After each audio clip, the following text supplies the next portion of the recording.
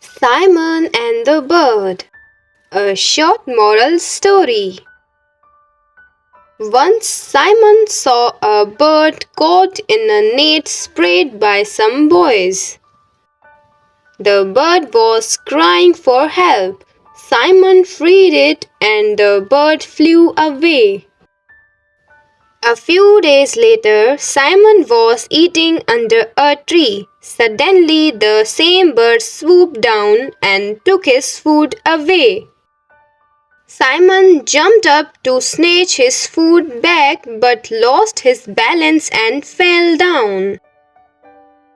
He was angry at the unthankful bird. However, he saw a poisonous snake crawling down the tree and understood that the snake could have bitten him.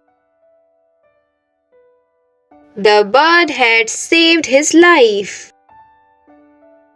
Moral of the story is, don't misjudge anyone's intentions.